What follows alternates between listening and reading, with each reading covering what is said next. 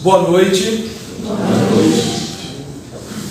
Que a paz de Jesus esteja com todos nessa noite tão abençoada, em que podemos, reunidos aqui em paz, em harmonia, trazermos a lembrança de vocês alguns episódios marcantes da vida de uma pessoa que esteve muito próxima de Jesus. Quando nós lembramos de Pedro, pensamos nas experiências que ele teve com Jesus, nos vem a reflexão: o que isso tem a ver com a nossa própria existência? Porque de alguma forma, quando pensamos em Jesus, parece que é uma pessoa distante no tempo. Até as pessoas que acreditam que Jesus é um ser que ainda existe e que cuida da humanidade, atende às necessidades da humanidade, muitas vezes não tem essa proximidade com Jesus, porque ele continua sendo um ser bem além, bem distante da nossa experiência. Quando nós refletimos na vivência que os discípulos tiveram com Jesus, nós conseguimos aproximar o Mestre de nós. Nós conseguimos descobrir que Jesus tem um papel importante e muito próximo da experiência humana. Diferente, muitas vezes, do que nos foi ensinado em tantos momentos diferentes de aprendizado, de lições que nós tivemos nas várias religiões que nós um dia passamos. Jesus é uma figura presente na existência humana e está muito além ainda a nossa capacidade de compreender o quanto ele pode ser um mestre presente em nossa vida atualmente. E muitas pessoas gostariam de ter essa presença, esse contato maior, ter tido aquelas mesmas vivências que os discípulos tiveram com Jesus. Muitos até lamentam: se eu tivesse tido um mestre como Jesus, eu não falharia. Mas é muito interessante ao observar que mesmo as pessoas que estiveram próximas de Jesus, pessoas que ouviram diretamente da boca dele os ensinamentos, não conseguiram entender de pronto. E há pessoas que pensam que aqueles que estiveram juntos de Jesus tinham alguma condição muito diferente do resto das pessoas, que para eles foi muito fácil, enquanto para nós é muito difícil. Só que quando a gente analisa a história de Pedro, nós percebemos, e aqui vem uma das grandes demonstrações da sabedoria de Jesus ao escolher pessoas comuns para serem os seus discípulos. Sim, existiram aquelas pessoas mais elevadas espiritualmente que estiveram ali acompanhando a missão de Jesus desde o momento em que ele nasceu. No livro A Caminho da Luz nós temos algumas notícias sobre essas figuras históricas importantes que estiveram ali acompanhando Jesus desde os seus primeiros dias de encarnado. Mas quando a gente vai para a figura de alguns discípulos de Jesus, há uma intencionalidade dele escolher pessoas, tipicamente aqui habitantes do planeta Terra, muito parecidas com a nossa humanidade presente. Nós vamos observar em Pedro e em outros discípulos os mesmos erros, os mesmos vícios, as mesmas fraquezas. E isso faz parte da grande lição do Mestre ao nos mostrar que aquilo que ele ensinou para essas pessoas também está sendo ensinado para nós hoje. Aquela proximidade que nós gostaríamos de ter com Jesus, podemos tê-la através do entendimento de que aquelas lições que ele transmitiu para aquelas pessoas também são cabíveis para nós nos nossos dias. Então é sobre a história de Pedro que vamos trazer aqui algumas dessas vivências marcantes e que mostram que nós podemos, assim como Pedro, aprender muito com Jesus, desde que tenhamos a disposição de assimilar as lições que nos são transmitidas. Hoje não mais pela voz direta de Jesus, mas para todos aqueles que se permitem envolver por aquele momento, por aquele período, nós podemos sentir a mesma vibração, o mesmo convite amoroso, como Jesus fez certa vez a Pedro, quando ele convidou Pedro a se tornar pescador de homens. Certa vez Jesus então, se aproximando de Pedro, que era pescador e trabalhava ali com o seu irmão no barco, convidou para que eles se tornassem pescadores de homens. E em que sentido era esse pescador de homens?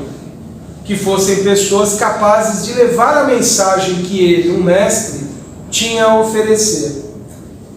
Nesse momento da vida de Pedro, há uma atitude dele que nós podemos refletir sobre nós. Podemos pensar se nós já não ouvimos esse convite um dia de buscar outras pessoas para entenderem, compreenderem as lições de Jesus.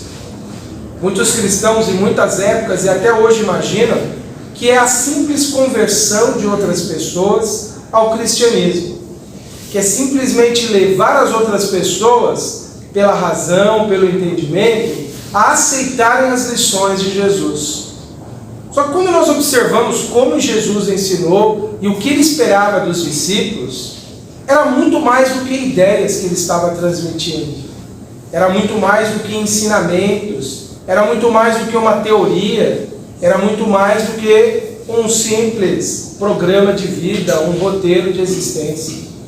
Era um processo de transformação que deveria começar nos próprios discípulos.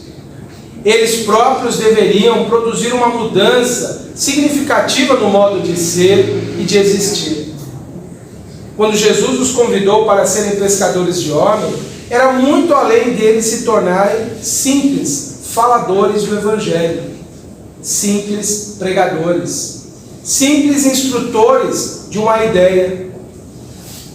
A proposta de que se tornassem pescadores de homem, também aplicável aos nossos dias, é de nos transformarmos a tal ponto em que as pessoas passem a ter o desejo também de se modificarem, de que elas, em contato com a nossa boa vontade, com a nossa atitude positiva, com a forma amorosa de ver a vida, com a forma generosa de lidar com as pessoas, essas pessoas também sintam que há algo diferente, que há algo significativo em nossa vida.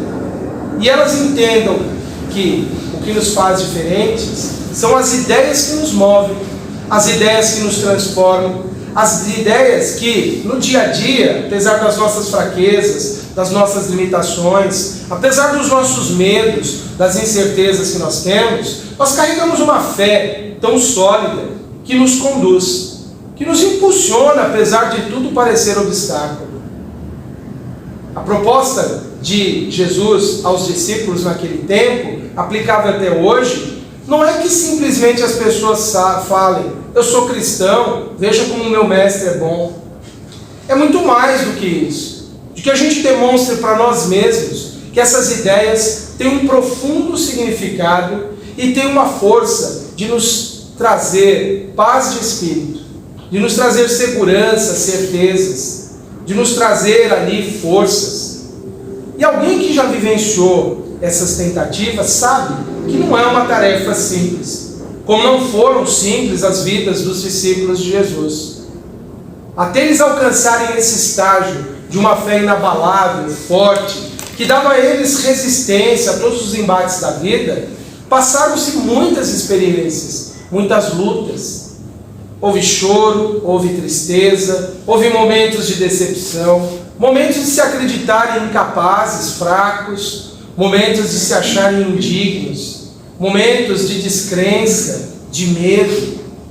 Mas eles tinham algo que eles aprenderam com Jesus e se sentiam atraídos por Ele.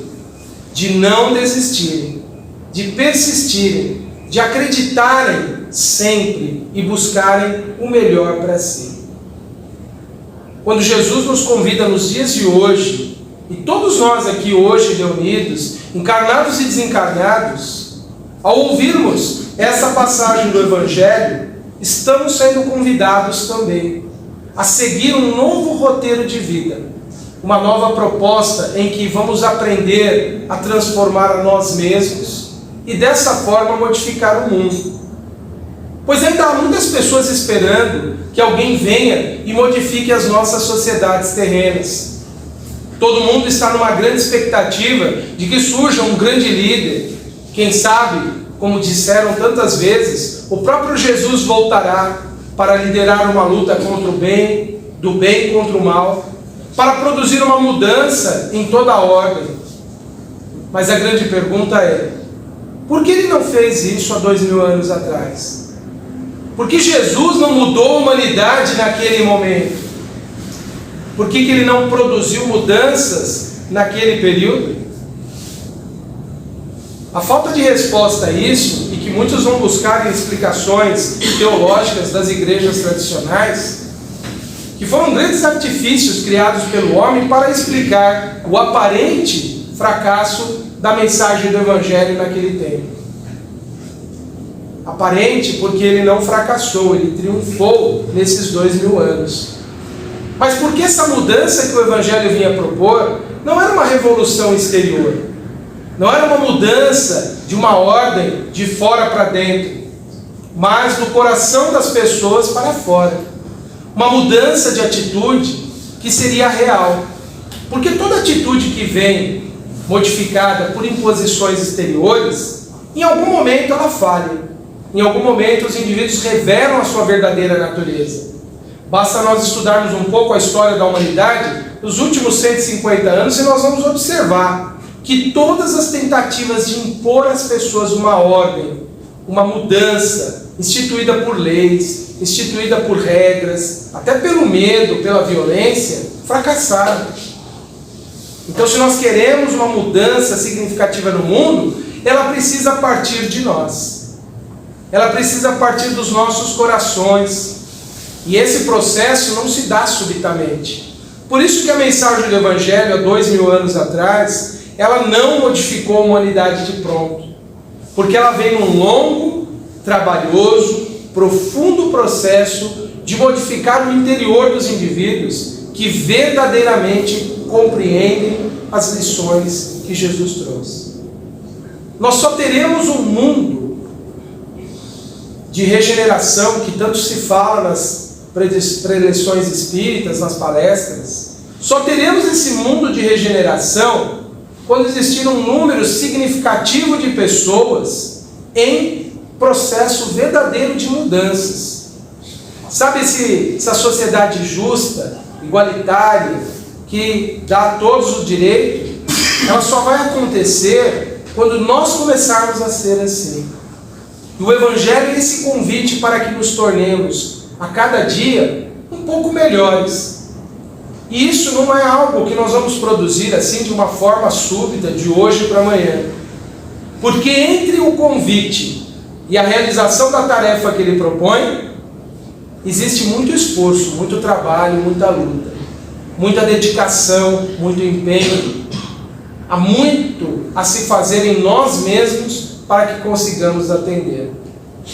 Mas não haverá possibilidade de alcançarmos esse novo mundo, esse mundo de regeneração, sem a transformação de nós mesmos. E aí alguém diria, mas não vai ser tirado aqui da terra os espíritos mais duros, mais difíceis, os mais resistentes ao bem? Sim, eles serão levados a viver em outros mundos, para lá eles desgastarem toda essa dureza de coração que eles têm. Mas quem é que vai permanecer na terra? São pessoas que ainda têm sentimentos tumultuosos, emoções conturbadas. Somos nós que também temos raiva de vez em quando, que guardamos ressentimentos. Somos nós, as pessoas aqui comuns, que não praticamos grandes males, mas ainda praticamos os pequenos males do dia a dia. É essa humanidade que continua no mundo de regeneração, porque nela permanecerá não espíritos já redimidos, perfeitos, mas espíritos em processo de crescimento. Seremos nós? Depende, porque talvez nós não sejamos hoje capazes de grandes males, porque a vida está confortável, está segura. Mas quando as coisas mudam, muitas vezes nós revelamos a nossa verdadeira essência, nosso verdadeiro caráter. Quando nós somos propensos a uma violência destrutiva sobre a vida do outro. Se nós temos essa propensão e fazemos isso em alguma proporção, provavelmente nós seremos levados a viver em outro mundo para lá evoluir com as nossas imperfeições mais acentuadas. Mas aqui permanecerão espíritos ainda imperfeitos. E nós precisamos então pensar que esse trabalho deve começar hoje em nós mesmos. Por isso que o convite de Jesus é de não mais sairmos por aí pregando, não mais sairmos aí dizendo: aceita Jesus, segue Jesus, aceita Jesus como seu Salvador. Não é mais isso. É a gente trazer essa mensagem em nós e as pessoas pensarem: olha, ele é um verdadeiro seguidor de Jesus, porque ele está permanentemente nesse esforço, não de ser a pessoa que nunca erra, mas da pessoa errando, tentando acertar o tempo todo. E se fere, se desculpa. Se magoa, se retrata. Se faz algo que depois descobre que não foi tão bom, tenta se redimir fazendo uma reparação. Hoje, para ser seguidor de Jesus, mais do que falar da boca para fora, é a gente trazer como reflexo das nossas ações essa mensagem, essa atitude de ser verdadeiramente cristãos. Os discípulos de Jesus conseguiram feitos incríveis nos seus tempos, nas suas épocas, porque eles entenderam isso, que eles precisavam se modificar. E Pedro é um exemplo vivo de alguém que produziu essa mudança de uma forma muito marcante na sua vida. E são muitas as experiências, então, que ele teve com Jesus e que revelam isso. Certa vez, Jesus, reunido com os discípulos, e Pedro estava presente, perguntou: o que as pessoas estão dizendo por aí que eu sou? Porque na época existia já aquela expectativa da vinda do Messias, daquele redentor do povo hebreu que iria tornar os judeus superiores aos outros povos. Eles achavam que o Messias vinha com um poder bélico, poder de guerra, de subjugar povos. Então as pessoas ficavam cogitando esse mestre diferente, porque era muito comum rabinos, mestres, irem de aldeia em aldeia ensinando. Mas Jesus tinha algumas coisas diferentes desses outros, porque ele produzia curas, ele falava de coisas que faziam as pessoas ficarem pensando. Ele não só repetia a lei de Moisés, ele aprofundava aquela lei, ele esclarecia aspectos que as pessoas não entendiam direito, e fazia as pessoas pensar. Então Jesus pergunta para os discípulos: o que estão dizendo sobre mim? E aí eles começam a falar. Uns falam assim: você é Elias. E segundo algumas pessoas, você é um dos profetas antigos que voltou à vida. Porque existia desde o tempo de Oséias, mais ou menos uns 200, 300 anos antes de Jesus, uma profecia que esse profeta Oséias fez, que antes da vinda do Senhor, do Salvador, do Messias, Elias voltaria. Então é por isso que ficavam as pessoas perguntando: deve ser o Elias que voltou antes da vinda do nosso grande Messias. Outros diziam que eram outros profetas, que talvez até o próprio Moisés, porque eles não tinham muita clareza naquela época das questões que envolviam a reencarnação. Tanto é que Elias reencarnou como João Batista, e até hoje a maior parte da cristandade tem dificuldade de ler o Evangelho e ver o que lá está escrito.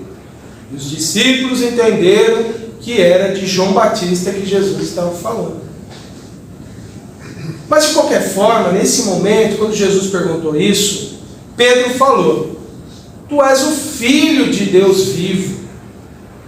E aí Jesus percebeu que naquele momento, Pedro estava falando inspirado por espíritos de ordem superior, que eram seus auxiliares, auxiliares de Jesus, que acompanhavam Jesus na sua missão.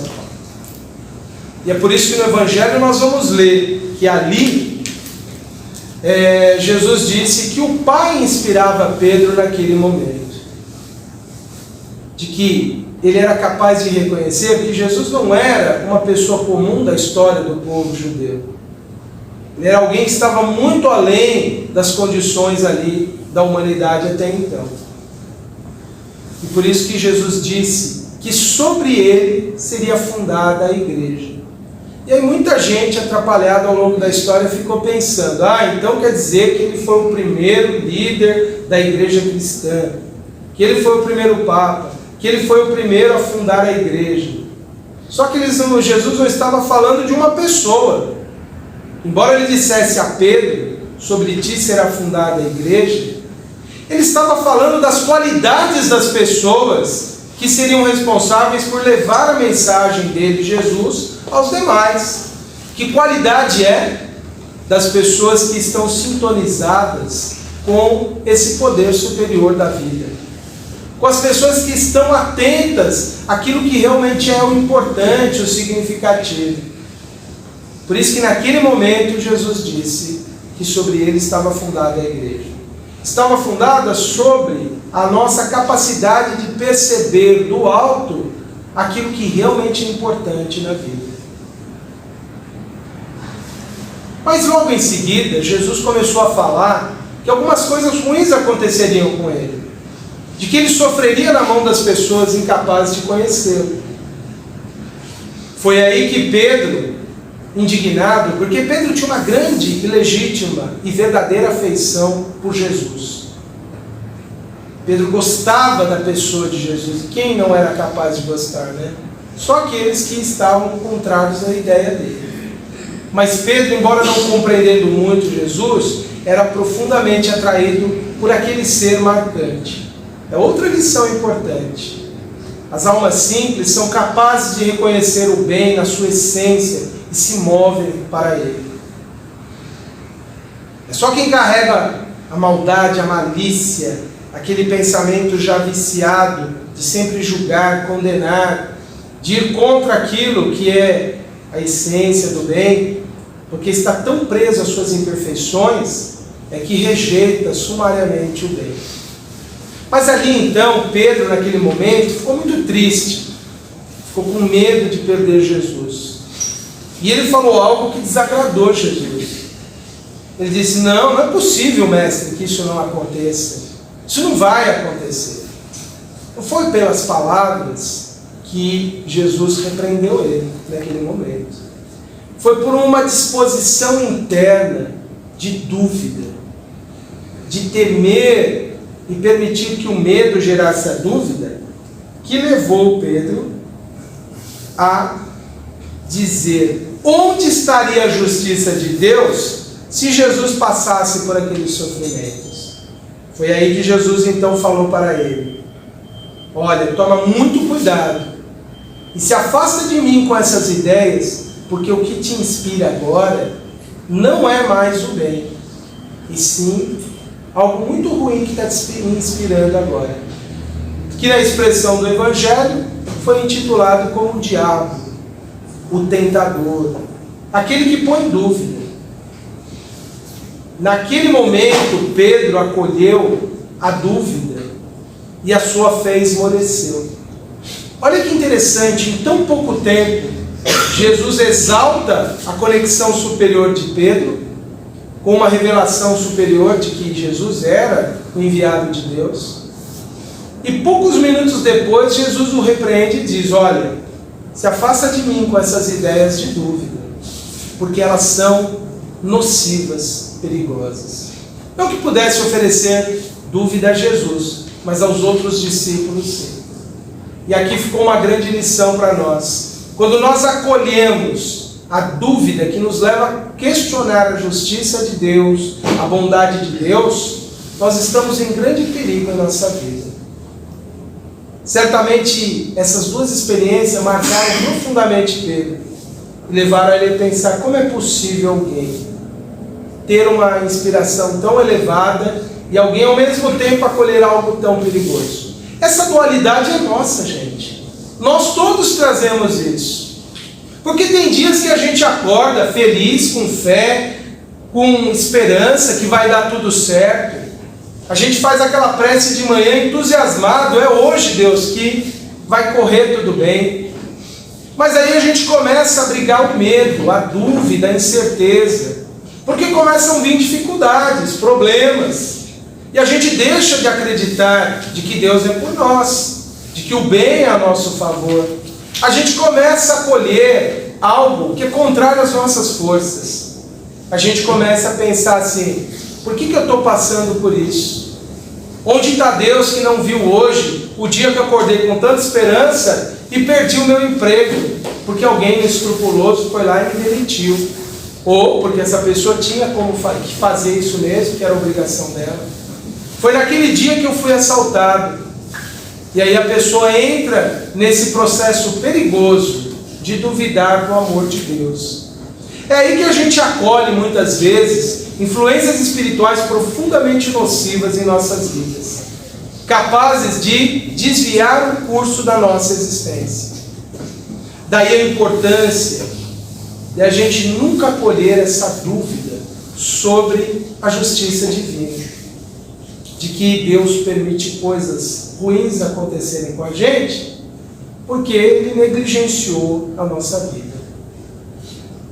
Porque normalmente quando a gente passa por provas muito desafiadoras, a gente pergunta: Senhor, onde o Senhor estava que eu estava sozinho? Por que o Senhor deixou isso acontecer comigo? Já passaram por isso alguma vez? Já sentiram alguma vez isso? De você se questionar e nessa conversa com Deus, revoltado, você perguntar: por que, meu Deus, eu tenho que passar por isso? A gente precisava mudar a pergunta. Deus, eu sei que tinha uma razão de ser, só não estou entendendo ainda, mas eu sei que o Senhor estava comigo naquela hora. Eu sei que o Senhor me ajudou naquela hora. Eu não entendi ainda que lição eu tenho que aprender, mas me mostra, porque eu preciso entender. Nessa hora você está trocando a revolta pelo direito à dúvida, porque nós temos esse direito de querer entender o porquê. Nós só não podemos entrar nesse campo de nos sentirmos injustiçados, abandonados, esquecidos. Porque quando você entra nessa faixa de pensamento, você se isola tão grandemente da proteção divina, porque você não quer ela. Você não acredita nela, você acha que ela não existe.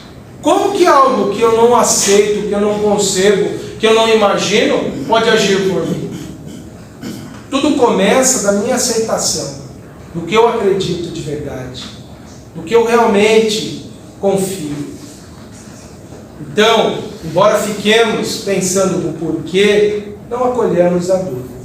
Porque naquela hora estamos, como Pedro, suscetíveis de nos afastar do bem.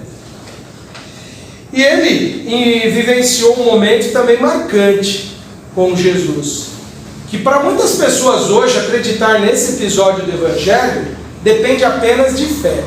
Para nós no Espiritismo esse é um fato explicado dentro das leis naturais, que embora a ciência não reconheça hoje, no século XIX e começo do século XX ficou demonstrado fenômenos impressionantes que determinados médiuns produziram: levitação de objetos, materializações de espíritos, transportes de objetos de uma sala trancada para outra. A literatura espírita científica traz um acervo de fenômenos que diríamos extraordinários, mas que são apenas dentro da ordem divina, de leis naturais, que o homem pouco a pouco vai descobrindo. Por isso que muitas pessoas céticas, que não acreditam, riem dessa passagem do Evangelho falando: olha no que essas pessoas acreditam. Mas para nós espíritas não tem dificuldade em demonstrar, pelos fenômenos que ficaram bem documentados, como por exemplo nos trabalhos do físico inglês William Crookes, que demonstrou a veracidade das materializações do espírito Kate King. Isso no final do século XIX. Ele tinha sido incumbido de investigar a médium Florence Cook para dizer que ela era uma farsante. Ele terminou o relatório que ele enviou para a Academia de Ciências de Londres e disse: olha, tudo que eu pesquisei, tudo que eu observei, não há fraude no fenômeno, ele é real. E se nós formos buscar essa literatura que registra esses fenômenos, há inúmeros testemunhos de homens sérios que demonstraram a existência desses fenômenos. Por isso que para nós aceitar que Pedro e Jesus tenham caminhado sobre as águas, não é apenas um artigo de fé, é também sustentado em bases que são muito bem explicadas pelos Espíritos. Para aqueles que gostam de estudar mais, no livro A Gênese, os Milagres e as Predições segundo o Espiritismo, um livro de Allan Kardec, lá ele traz a teoria completa de como esses fenômenos, que são chamados miraculosos, eram produzidos por Jesus, que tinha a capacidade mental de manipular substâncias do mundo espiritual, fluidos, que produziam esses fenômenos. Mas vamos àquilo que nos importa nesse momento, que foi a experiência que Pedro teve. Pedro e os demais discípulos estavam no barco e observavam ao longe uma figura caminhando sobre a água. E eles ficaram tomados de medo, porque imagina você no meio ali de um lago imenso, que era até chamado de Mar da Galileia, você vê um homem caminhando na água. Alguns ficaram apavorados e pensaram, é um espírito, uma assombração, algo sobrenatural. Mas alguém percebeu que era Jesus. E quando Pedro constatou que era Jesus, ele falou, mestre, fala para eu ir até você e eu irei caminhando também. Você sabe por que Pedro conseguiu naquela hora caminhar sobre as águas? Porque mentalmente ele acionou uma força que se associou a uma força que Jesus produzia. E essa força que Pedro acionou foi a confiança, foi a fé, foi a certeza de que se Jesus falou, vem, pode ir com segurança. E ele manipulou, sem saber, esses fluidos espirituais e começou a caminhar, firme, forte, sobre as águas. Só que naquele momento, armava uma tempestade como essa chuva que começou agora. Só que muito mais forte do que isso. E o vento soprava. E naquele momento, sabe o que aconteceu com Pedro? Ele começou a ter medo por causa da ventania. Na hora do medo, o que aconteceu com ele? Ele começa a afundar. Porque é quando ele deixa de acreditar, é quando ele deixa de confiar, que ele perde essa força mental que o sustentava nas águas. É naquele momento que ele começa a afundar e ele começa a se afogar. E o que ele fez? Ele gritou, Jesus, me salva, porque eu estou afundando aqui, não sei o que está acontecendo. E Jesus deu a mão e trouxe ele. E aí Jesus disse, por que você duvidou? Por que pouca fé? Todos nós já passamos por essa experiência, no sentido figurado, alguma vez na vida. Não caminhando nas águas de um lago, mas caminhando na vida, percorrendo a nossa trilha evolutiva. Todos nós já sentimos uma força de continuar prosseguindo, mesmo tudo parecendo instável, mesmo tudo parecendo inseguro na vida. E a gente se deixou dominar pelo medo, pela incerteza, pela insegurança, pela dúvida. Veja, de novo a dúvida sendo um grande problema na vida de Pedro. Foi naquele momento que as coisas começaram a dar errado.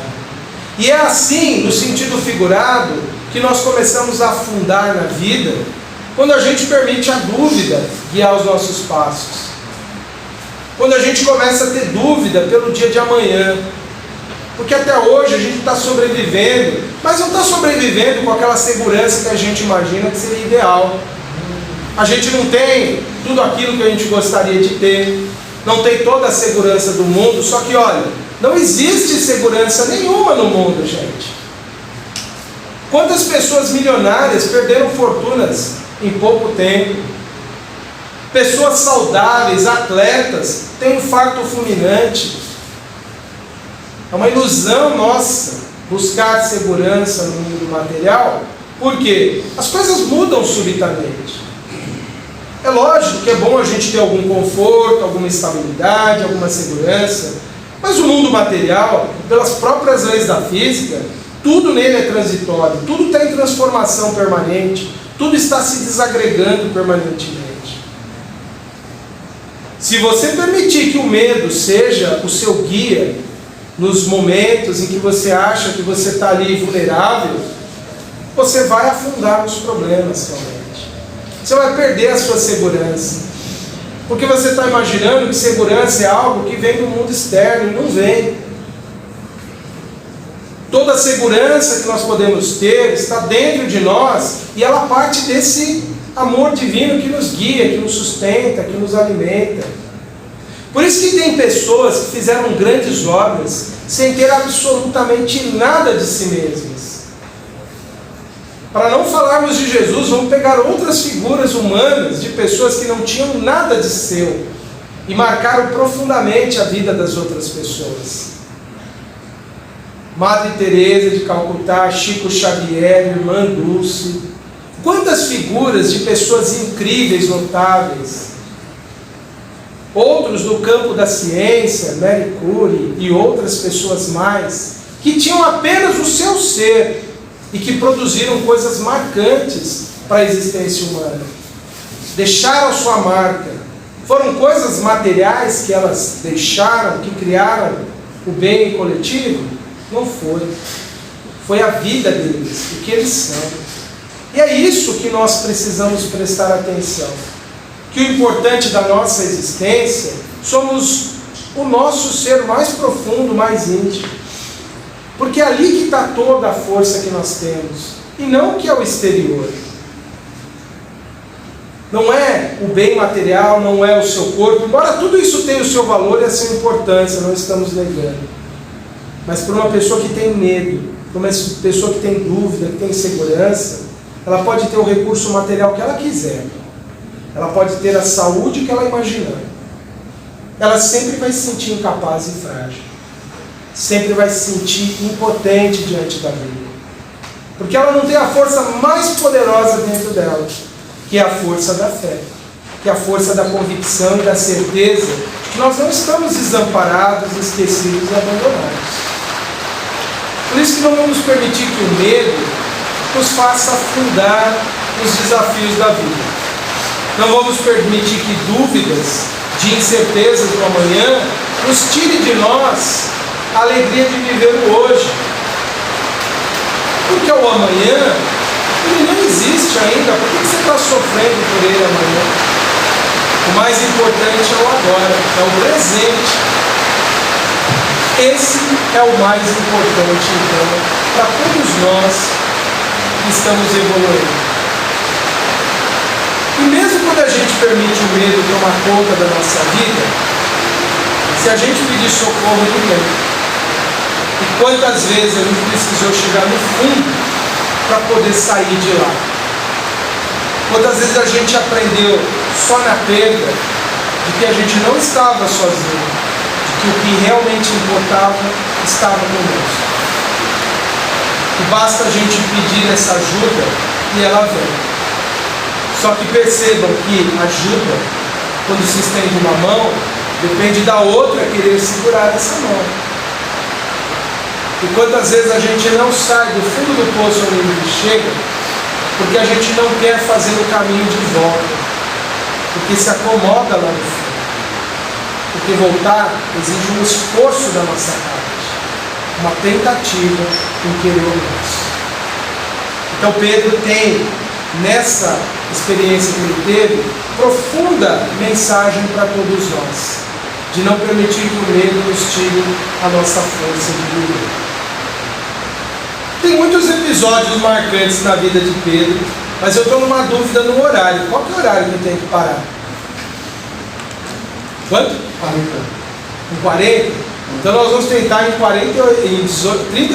35 minutos terminar, gente. Segundos. Olha só, certa vez quando Jesus estava preparando os discípulos para a sua partida, ele quis dar uma grande lição para os discípulos. Sabe por quê? Jesus sabia que em algum momento surgiria aquela tentativa de um querer ser mais do que o outro. Sabe essas coisas que a gente não conhece aqui na vida atualmente? A gente só lida com gente que não quer pisar, não quer estar acima de ninguém, que não quer ser o comando. Pois é, os discípulos já tinham essa expectativa, né? Quem vai ser o líder? Quem vai comandar? Quem vai mandar? E aí Jesus, humildemente, ele fez o quê? ele lavou os pés dos discípulos. Ele deixou uma grande lição nisso. Se eu, sendo mestre, estou lavando os seus pés aqui, como vocês vão se tratar? Como vocês devem agir um com o outro aqui? Alguém vai querer ser superior um ao outro? E aqui na nossa experiência, quantas vezes a gente mesmo quer estar acima das outras pessoas, quer mandar na outra pessoa, quer determinar algo na vida do outro. E a gente esquece que todos nós somos aprendizes aqui na vida terrena. Todos nós somos aprendizes. Embora tenha até posições na vida que a gente seja incumbido pelas leis divinas na liderança. Pai e mãe são líderes dentro do lar, não pode abdicar disso. Você exerce uma atividade que você está numa chefia, você é um líder. Mas você não é um líder para oprimir, para perseguir, para tiranizar, para amedrontar os seus liderados. Você tem que ser o líder que promova a união deles, o progresso deles. Você tem que ser o líder que incentive essas pessoas a darem o melhor de si mesmas. E não fazer com que elas disputem entre elas quem vai ser o sucessor, quem vai mandar nos outros. E infelizmente muitas vezes a gente age na vida assim, querendo estar acima dos outros. E a gente esquece que na vida todos somos aprendizes. E quando somos levados a algum tipo de liderança, não é para subjugar, mandar, manipular, para fazer as pessoas obedecerem aos nossos interesses, mas conduzi-las a um processo de crescimento, que elas entendam que o trabalho delas é importante para a coletividade. Qualquer pessoa que está numa posição de conduzir outras pessoas e age com arrogância, com autoritarismo, com falta de amor, falta de caridade, demonstrou que ainda está muito longe de compreender o Evangelho. Se for cristão, ele ainda nem chegou perto desse tipo. Nós estamos no mundo para nos ajudar mutuamente. Nenhum de nós é melhor do que ninguém.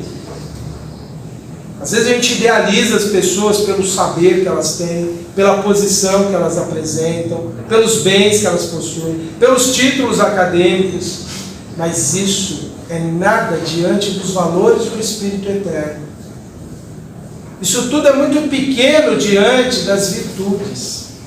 Por isso que existem pessoas que profundamente simples, nós respeitamos e reverenciamos, embora elas sejam até analfabetas, mas é porque elas demonstram uma sabedoria, uma atitude, uma singeleza de alma que encanta, que cativa. E todos nós já devemos ter conhecido pessoas assim, que sem nos obrigar a nada, nos conduziram a ações positivas. E foi o que Jesus quis mostrar para Pedro e todos os discípulos ali naquele momento. Ninguém é melhor do que ninguém nesse mundo. Todos nós somos espíritos aprendizes. Se há um mestre que conduz a humanidade, é Jesus. Todos os demais foram incumbidos por ele, em algum setor da vida, a conduzir a humanidade para o mundo.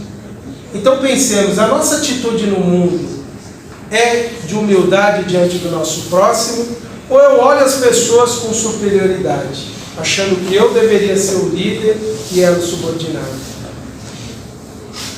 Quando nós conseguimos entender que estamos no mundo para nos auxiliar e não para nos subjugar, nós teremos dado um passo gigantesco na evolução. Outra experiência muito significativa que Jesus trouxe a Pedro foi quando ele, naquele ímpeto de violência, quis defender Jesus na hora da prisão. E ele pegou a espada e feriu o soldado do templo, Malco. Jesus falou para Pedro: olha, guarda a tua espada, porque quem vive pela espada, por ela vai perecer. Tem gente que pergunta, aonde está a lei de ação e reação que o Espírita fala no Evangelho? Está aqui nessa passagem de João, capítulo 18, versículo 10. Jesus não usou a palavra ação e reação porque não era comum naquele tempo essa expressão que nós usamos no Espiritismo. Mas quando ele falou para Pedro, olha, pessoas que vivem de acordo com a violência serão vítimas da violência, ele estava dizendo, olha, suas atitudes desencadeiam coisas que se voltarão contra você igual. Por isso que ele falou, guarda a tua espada. Quem vive pela violência, ou quem vive pela espada vai perecer. E Jesus restituiu a orelha de Malco, plasmando fluidicamente novos tecidos que regeneraram a orelha do soldado. E Emmanuel, interpretando a cruz de Jesus, que aceitou a morte sem usar da violência, ele colocou assim, olha, a cruz do Mestre tem a forma de uma espada com a lâmina voltada para baixo. O que significa esse simbolismo? Ele era o homem detentor de um poder incrível, que curava pessoas, que caminhava sobre as águas, que produzia matéria, que foi a multiplicação dos pães e peixes. Ele poderia ter, ao invés de produzido pães, ter produzido armas, munido ali as pessoas que seguiam ele para enfrentar os seus inimigos? Poderia. Por que não fez? Aquele que podia curar, poderia fazer adoecer também. Por que não fez? Esse foi o exemplo maior de que a única força realmente regenerativa do mundo é a força que cura, que restaura, é que responde violência com paz. Aquela que não justifica a violência. Por isso que Emmanuel nos traz esse simbolismo profundo da cruz. É a espada cravada no solo, parada, sem agredir, sem ferir. Talvez alguém vai dizer assim, mas Antenor, não tem que ter uma defesa em algum momento? Tem.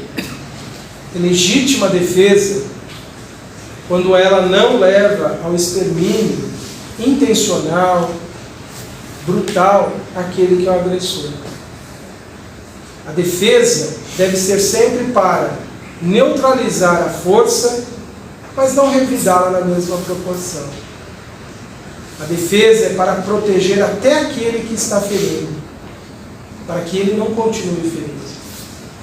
Por isso que aqueles que querem estar mesmo seguindo Jesus, e não importa se é aqui na casa espírita, na igreja, sobre a denominação que for, se não compreendeu a lição do horto, quando Jesus advertiu Pedro, precisa pedir muito nas preces para entender que um cristão não punha armas.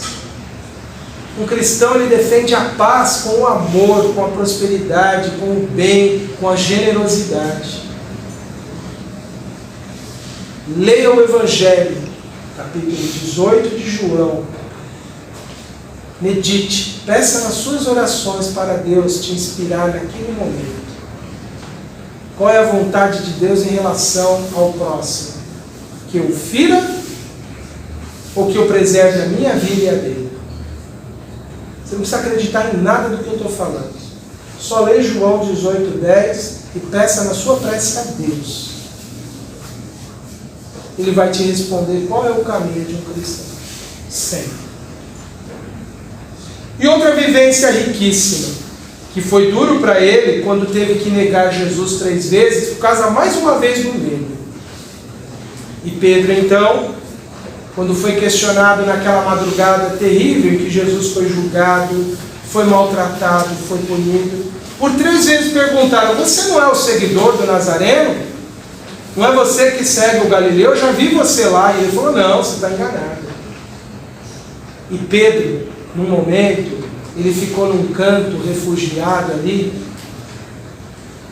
porque quando ele caiu em si, que Jesus tinha dito que ele negaria Jesus, caiu em si uma lição que ele tinha tido dias antes com Jesus, e que os evangelhos não relatam, mas que felizmente o Espírito Irmão X, no livro Boa Nova, deixou registrado para nós. Pedro, certa vez, ele perguntou para Jesus assim, será que a gente não tem que ser mais duro com as pessoas que erram? Os pecadores, a gente não tem que dar umas broncas pesadas neles para eles pararem de errar? Tem que ameaçar, recriminar?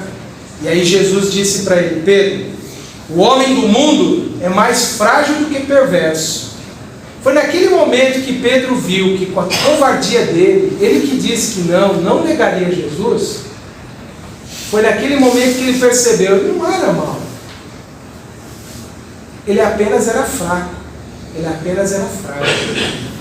E sabe aquelas pessoas que a gente acha que elas são muito malvadas, pessoas que fizeram coisas que para nós foi muito doloroso passar por aquilo, e a gente fala, eu quero ver o diabo, não quero ver essa pessoa porque ela é do mal. Aquela pessoa não é tudo isso que a gente pensa. Ela é muito mais frágil, ela é muito mais fraca, ela é muito mais covarde do que do mal propriamente. Essa mania que a gente tem de achar que as pessoas são muito perversas é um exagero da nossa parte. Na verdade, no mundo, todas as pessoas que nós lidamos diariamente têm as suas fraquezas, as suas fragilidades, as suas imperfeições. E quando a gente passa a perceber as pessoas tão frágeis quanto nós mesmos somos, que foi o que aconteceu com Pedro naquele momento, em que ele caiu em si, que aquela severidade que ele tinha com as outras pessoas, se ele fosse aplicar ele mesmo, ele não gostaria, foi aí que ele começou a entender realmente que ele precisava mudar o modo de encarar a vida, o modo de lidar com as pessoas. E ser mais condescendente, mais indulgente, mais capaz de aceitar as pessoas. Isso tira um peso da nossa vida gigantesco. Tira de nós um sofrimento muito grande. Pedro carregou uma culpa muito grande, porque ele negou Jesus 3 vezes. Mas Jesus deu a ele a oportunidade dele se redimir, depois que ele aprendeu essas lições dolorosas. Quando Jesus voltou da sua morte e se apresentou aos discípulos, e estava ali reunido, ele perguntou 3 vezes a Pedro, tu me amas? Na terceira vez, Pedro ficou com medo. Por que Jesus está insistindo tanto nesse assunto? Mas todas as vezes Jesus disse, apacenta as minhas ovelhas, ou apacenta os meus cordeiros. Jesus por 3 vezes falou que Pedro tinha que ter uma atitude correspondente às 3 vezes que ele negou Jesus. Por que Pedro negou Jesus? Por causa do medo. E apacentar ovelhas é você acalmar, tirar o medo delas. Percebe que a gente na vida, a gente está precisando levar mais segurança para as pessoas? Se eu sou um pai muito nervoso, que chega em casa e meus filhos ficam com medo, o pai vai chegar, ele é bravo, ele vai brigar com a gente, eu estou levando sofrimento para essas ovelhinhas do meu lar. Os meus filhos têm que me esperar chegar no lar e ter alegria de eu estar chegando lá e não medo. A minha esposa tem que chegar no lar e pensar, meu marido vai chegar, que alegria, e não pensar, ele vai chegar nervoso hoje. O mesmo vale para as esposas, tá? E para as mães. Os filhos e os maridos têm que pensar, ela vai chegar e vai me tornar mais feliz e eu não vou ficar com medo. Se eu sou chefe, eu tenho que chegar no meu trabalho e os meus funcionários pensarem, o meu líder está chegando, que bom, eu sinto segurança na presença dessa pessoa. Se eu sou um funcionário subordinado, o meu chefe tem que pensar, aquele cara que eu confio está chegando aqui, me dá a segurança de que o dia vai transcorrer bem. Nós precisamos transmitir para as pessoas essa segurança que nós queremos da vida. Temos que ser pessoas que temos que lutar por sermos estáveis, seguros. A gente tem fraqueza, a gente tem dia que a gente está infeliz. E a gente pode até compartilhar com as pessoas que a gente confia, para ter um pouco de força, de apoio. Mas nós precisamos, gente, levar segurança para as pessoas, agindo de uma forma em que as pessoas possam confiar na gente. Porque nos nossos dias a confiança parece estar se diluindo nas relações. Está todo mundo desconfiando de todo mundo. Então nós precisamos dar mais exemplos. Olha, eu sou confiável. Fique em paz, estamos com um problema até agora, mas nós vamos vencer isso, vai dar certo, a gente vai encontrar uma saída. Nós precisamos apacentar as pessoas que estão conosco. Porque nós já causamos muitas vezes tumulto, dificuldades na vida das pessoas. Hoje o convite de Jesus a Pedro se repete a nós. Vamos apacentar as pessoas onde nós estamos. Porque podemos ter sido o tumultuador, o criador de caso até então, aquele que sempre provocava as discussões. Mas a partir de hoje eu vou calar a boca, eu não vou provocar ninguém mais. Não vou criar mais instabilidade. Vou parar de discutir com as pessoas. Vou levar segurança onde eu estou. Vou começar a ser a diferença nesse mundo. Não vou salvar ninguém. Pelo menos vou salvar a mim mesmo de não estar envolvido em confusões, em atritos. Em criar nas pessoas indisposição, porque olha, ele chegou, meu Deus do céu, o que vai acontecer agora? Nós precisamos diluir isso da nossa vida, apagar essa imagem triste que nós temos.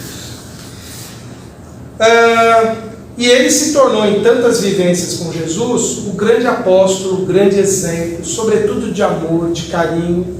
E já no final da vida, ele dizia para os discípulos: se amem, tenham paz no coração. Se tornou um homem verdadeiramente transformado pela fé.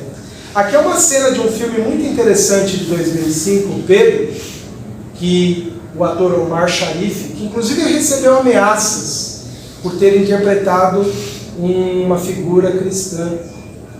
Mas ainda assim ele representou Pedro com grandeza nesse filme. Ele foi um exemplo de conciliação, de fé e equilíbrio nos momentos difíceis. Tem muita história para falar dele, mas acima de tudo ele foi um grande exemplo de caridade, de amor ao próximo. E eu quero compartilhar com vocês essa mensagem que essa linda música de Tim e Vanessa nos traz.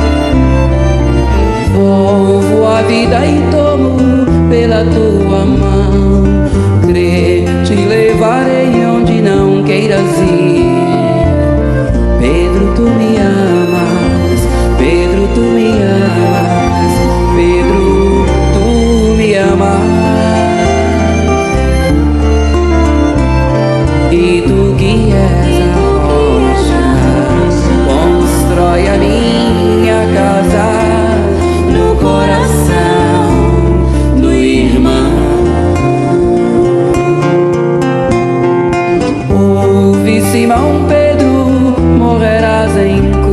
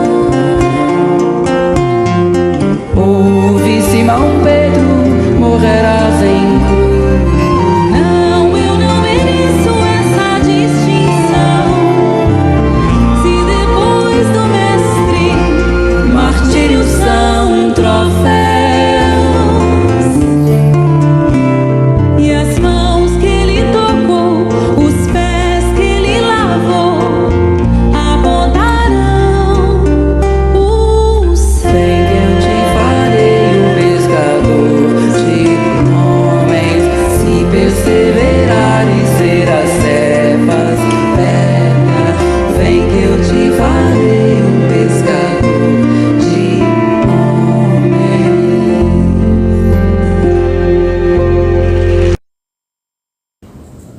Como vocês viram na música, a forma como Pedro desencarnou foi crucificado. Como ele não queria se parecer com Jesus, ele pediu para ser crucificado com os pés apontados para cima. Foi um momento que ele tomou consciência, das suas limitações, da sua imperfeição, e ele não queria ocupar um papel que não era o dele. Mas Pedro, ele fica para nós como um grande e importante exemplo de que pessoas imperfeitas, pessoas que têm dúvidas, que têm medo, pessoas que erram, pessoas que cometem erros, podem sempre, à medida que desejam e queiram verdadeiramente se modificar, encontrar essa transformação. Pedro foi escolhido por Jesus como um grande exemplo para todas as pessoas no futuro. Todos nós podemos e conseguiremos, se realmente desejarmos, sermos pessoas diferentes, melhores. Mas isso é um grande processo de autoeducação que precisamos realizar. E que possamos, com esses exemplos, então, ter essa força transformadora em nossas vidas. Eu desejo que essas reflexões da noite possam significar para todos nós um convite a essa mudança. Um processo que podemos iniciar de mudança a partir de uma busca mais intensa de Jesus, lendo, refletindo, participando de todas essas atividades que nós podemos semanalmente vir à Casa Espírita e adquirir esse conhecimento espiritual que nos ajuda a nos modificar. Que Jesus possa ajudar a cada um de vocês na superação de todos os seus desafios. E acreditem, sempre que vocês precisarem, podemos contar com Jesus para a superação dessas lutas. Se alguém quiser depois ouvir essa palestra novamente e encaminhar para alguém, ali no site antenormorais.com.br, também ali nas redes sociais, Instagram, Facebook, a JS Moraes, tem lá os links para você conhecer aí, inclusive sobre outras palestras, outros temas também. Que a paz de Jesus fique com todos, que tenham todos um excelente final de noite, que essa semana possa ser muito abençoada. Muito obrigado, gente. Vamos.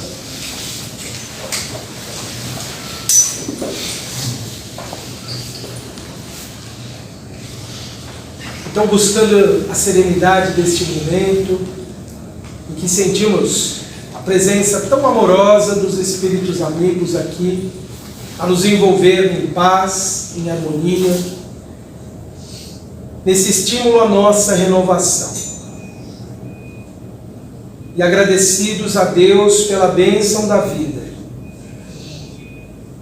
é que pedimos ao Pai que possa abençoar a cada um de nós aqui presentes.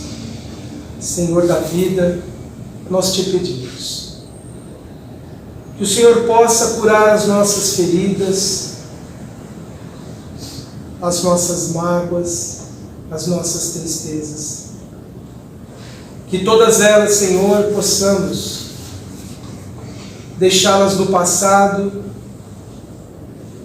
e quando recordarmos, possamos lembrar que foram apenas lições, de que o hoje, o presente, é o momento mais valioso de nossas vidas, Pai. Dá-nos a certeza de sabermos que estamos sempre amparados, conduzidos, sustentados, apoiados pelo Seu amor.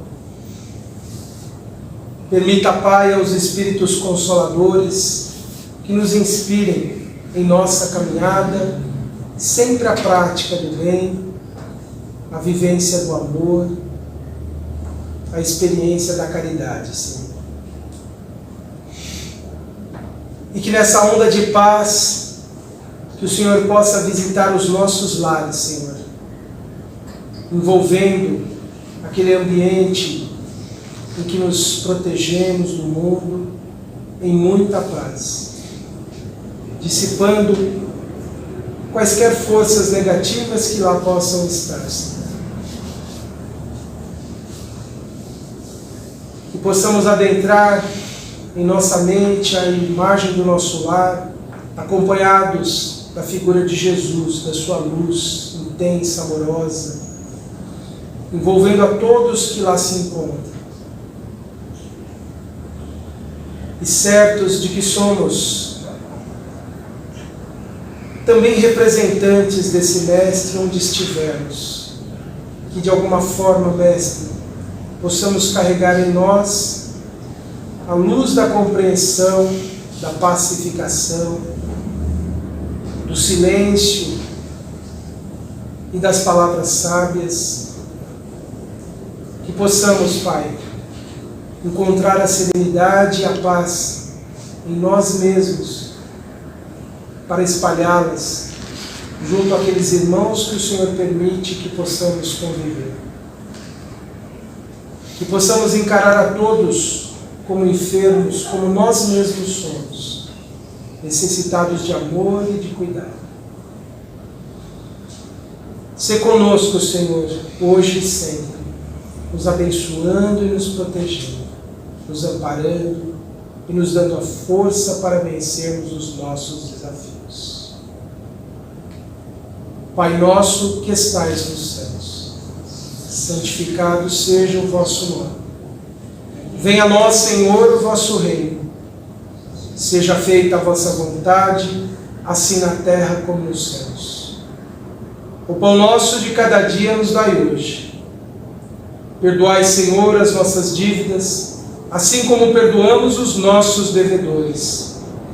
E não nos deixeis, Senhor, cairmos em tentações, mas livra-nos, Pai, de todo o mal. Que assim seja, graças te damos.